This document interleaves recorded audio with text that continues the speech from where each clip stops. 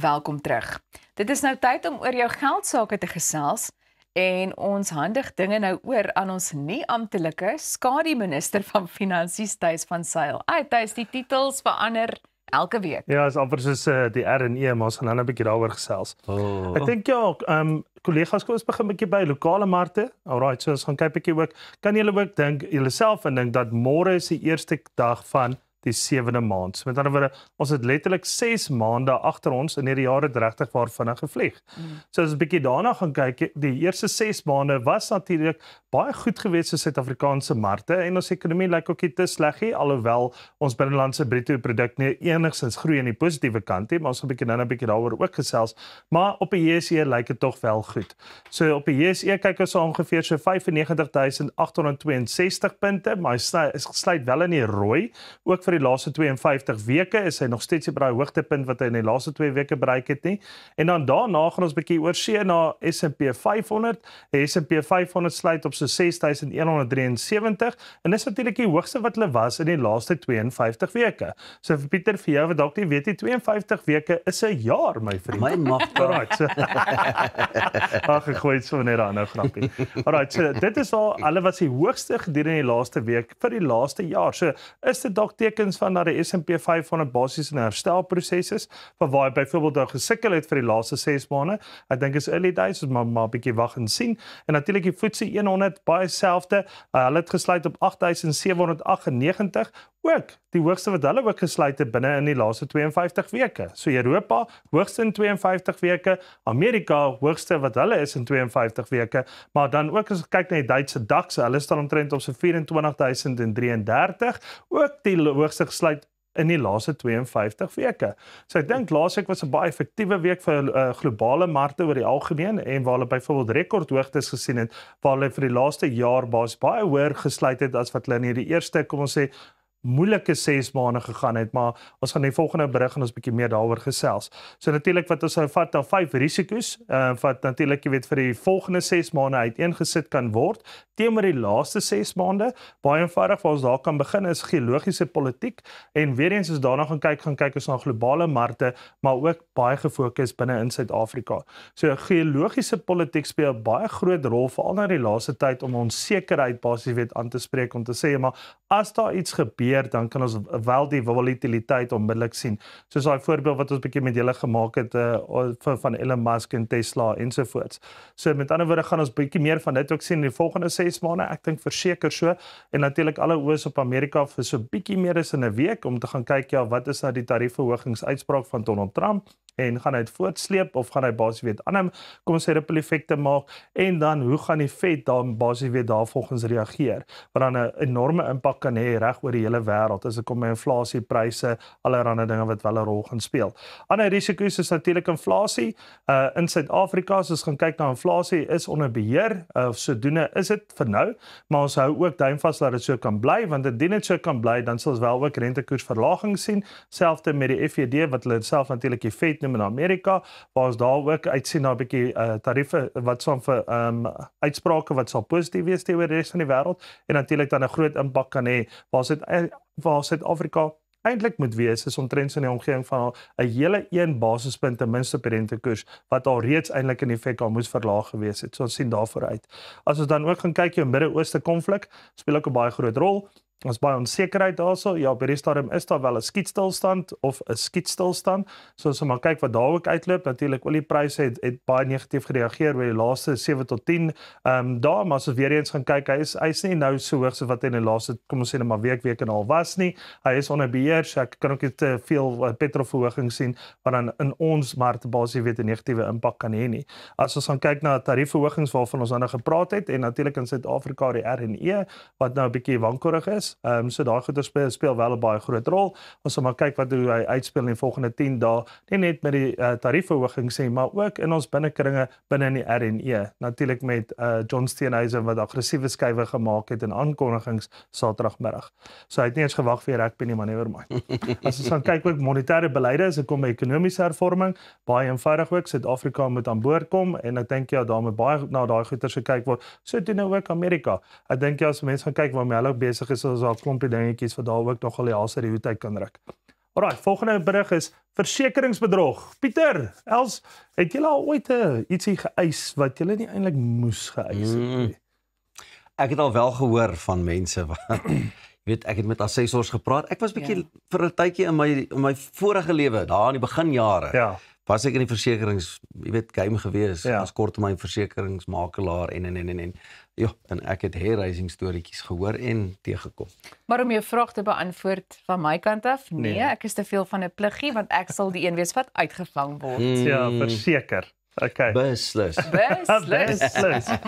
Daar is natuurlik op Mitchell berig, daar's 'n baie groot tendens as dit kom by AI. Okay, so artificial intelligence wat natuurlik ook nou 'n baie groot rol speel as dit kom by hierdie tipe van eise, want baie van hierdie eise maak dit easy claims waar hulle byvoorbeeld sê jy kan 'n foto neem van jou skade op jou voertuig en volgens dit sal hulle dan na assessor dit as jy dit basies weet op daai basis vir jou goedkeur of afkeur, of hulle sal volgens die prentjies hulle besluit of hulle dan nou 'n assessor gaan uitstuur byvoorbeeld na die paneelknopper toe.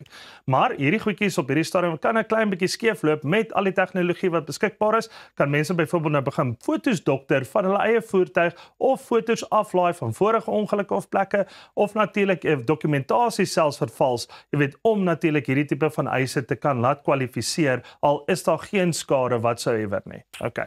En natuurlik hierdie is 'n tendens wat altyd in die verlede daar was nie, as gevolg van dit 'n lekker oudtydse stelsel was waar jy byvoorbeeld sover soos jou insleepdienste kon gebruik het, hy sou na 'n paneelklopper toe gaan het, jy sou 'n assessor uitgestuur het, jou assessor sou gekwalifiseer of gediskwalifiseer het, en natuurlik sou hulle jou ook selfs gebel het met 'n stel vrae waar jy byvoorbeeld wil vasvra om byvoorbeeld nie 'n eis uit te betaal nie. Het dit nou baie wat som die artificial intelligence het nou basies weer daar groot rol wat hy speel, en natuurlik sê hierdie maatskappye as ons jou vang, kan dit lei na 'n potensiële selfs 'n swartlysing nommer 1, nommer 2 kan dit lei na 'n bedrogsaak wat kan lei na tronkstraf, en jy kan jou versekerings wat som polis kan op jou gekanselleer word, en dan dus kan jy nie weer korttermynversekering in die toekoms bekom nie. En as jy ook nie kan korttermyn versekering in die toekoms gaan bekom nie, kan jy ook nie 'n voertuig finansier nie. So eintlik wat jy eintlik moet doen is bly net weg van so iets, en indien daar wel dit swaar gaan in jou lewe, kanselleer jy jou korttermyn versekering, maar jy kan dit ook nie doen nie, maar moenie goedjies gaan doen wat hom gaan laat steel nie, want steel bly steel, kollegas. So bly weg van hierdie goeders af. Is slim, jy kan daarmee wegkom, maar los dit eerder net. Alright, so ons gaan 'n bietjie na iets bietjie ligters toe. Pyn vir braai. Alright. So het julle al ooit gehoor van die braai indeks wat deur Bloomberg opgetrek word? Dis die eerste. So daar is so iets, my vriend. So as ons ook gaan kyk, die braai indeks net vir die laaste jaar, so van laas jaar Junie tot hierdie jaar Junie, het opgegaan 9%. Okay. Nou dis skrikwekkend. So goedjies wat byvoorbeeld in die braai indeks genoem word, is goeie soos wortels, mieliemeel, beesvleis, hoendervleis, wors, eie, aartappels. So as ons net byvoorbeeld na 'n paar van hulle gaan kyk, wortels is op met 24,1%, rekordhoogtes. Mieliemeel 16,6%, beesvleis 17,7%. Alraai, dan praat ons eers van fillet nie. Hoender, maar wel gefriesde hoender. Okay, is 3,6% op. Alraai, so daai enetjie wat ons altyd sê, mamma, ek nou net die hoender uitgehaal, so nou braai. Okay, so dit is, daai is gefriesde hoender, wors 8,4%, eie 3,7, aartappels 3,4.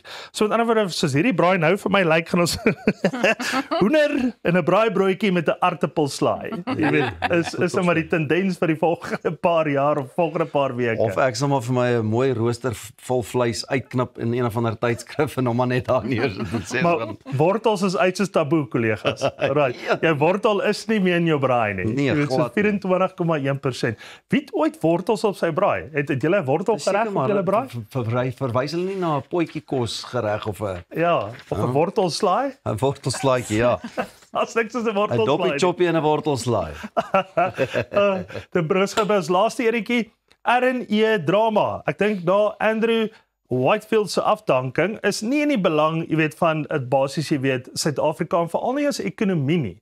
So as ons weer eens gaan kyk, Marula Media het daarso 'n baie goeie berig geskryf waar hulle byvoorbeeld uitgewys het en waar ons saamgewerk het, waar ons 'n beleid of nie 'n beleid het, of ons het 'n kom ons sê, uitspraak gemaak na die regering toe om te sê, asseblief help eerder in hierdie situasie, as wat ons gaan kyk, jy weet, binne die RNE, is daar 'n magsposisie stryd wat ons wil hê, of is daar basies, jy weet, iets wat reg en verkeerd is. As iets reg of verkeerd is, dan kan jy iemand afdank, asseblief, dit is goeie praktyk, maar as dit kom by 'n magstryd, en dan die wêreld kyk vir ons op hierdie stadium, met so groot sensitiewe wat saam oog, ons is gryslysgoeders waarna ons moet gaan kyk. Ons het 'n groot probleem by monetêre beleid as dit kom by finansiële ontwikkeling. As ons gaan kyk na Steenhuisen dreig byvoorbeeld selfs die RNE om dit te verlaat. Daar is nie plek in die raamwerk van Suid-Afrikaanse ekonomie om hierdie goeders eers enigstens te entertain nie. Okay, so met ander woorde, daai is net eenvoudig onaanvaarbaar van 'n Suid-Afrikaanse perspektief af.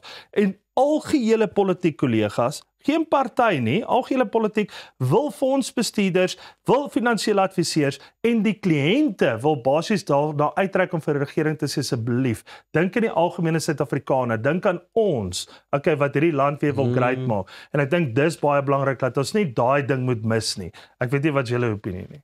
Ja, definitief. Ek dink dit is net, wanneer jy so iets sien, skep dit outomaties daai politieke onsekerheid. Ja. En ek dink almal dink ons het nou hierdie regering van nasionale eenheid, maar jy dink onmiddellik aan die party waarvoor jy gestem het, die party waarin jy vertroue het. So as daai party dalk nou die party is wat miskien besluit om of dit oorweeg om dalk weg te stap of daar's dalk 'n moontlikheid daarvoor, dit het 'n daadwerklike impak op die ekonomie en ek dink dit is Wanneer wat dit die is. saak. Los julle dan maar met 'n wortelslaai van 'n tamaletjie. Wanneer draai ons? Net die dag gesels ons met Willem van Be That Guy organisasie, so jy moet nie weggaan nie. Kry so lank jou braaibroodjie gereed vir die naweek. Goeiemôre. Good morning.